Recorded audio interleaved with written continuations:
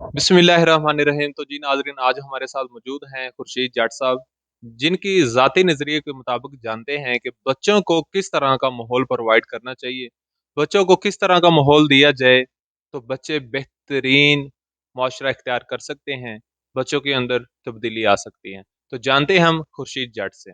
बिस्मिल्लाहिर्रहमानिर्रहीम। सबसे पहले मैं मियाँ फ़याज़ साहब का शुक्रिया अदा करता हूँ कि जिन्होंने मुझे अपने शो में आने का मौका दिया ताकि मैं अपने ख़्यालात का इज़हार कर सकूँ। मियाँ साहब, असल में बच्चों की 3 दरसगाह होती हैं। जी पहली दरसगाह है जो, वो है माँ-बाप की गोद, जी और दूसरी दरसगाह है उस्ताद यानी कि स्कूल। जी अच्छे स्कूल में आप अगर बच्चे को दाखिल करेंगे तो उसको अच्छी तरबियत मिलेगी।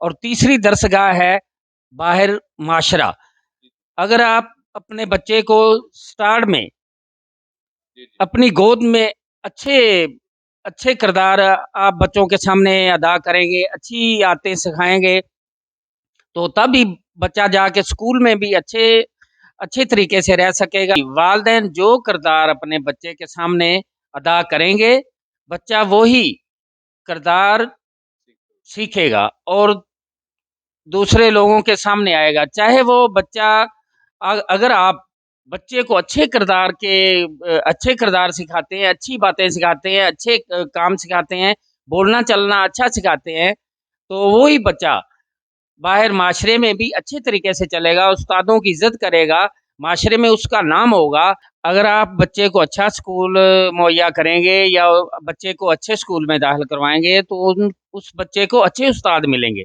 और वो बच्चा अच्छे उस्तादों में रह के अच्छी तालीम हासिल करेगा, अच्छे अच्छे काम करेगा और माशरे में भी बेहतरीन नजर आएगा। तीसरे नंबर पे है माशरा। अगर आप बच्चे को अच्छी सोसाइटी देंगे, उसकी तरबियत अच्छी होगी और उसके दोस्त भी अच्छे होंगे, और उसके दोस्त अच्छे होंगे और उसकी बैठक अच्छी होगी और उसकी तरबियत अच्छी होगी। अगर आप चाहते हैं कि आपके बच्चे आला किरदार के मालिक बने, तो मेरी आपसे रिक्वेस्ट है जी।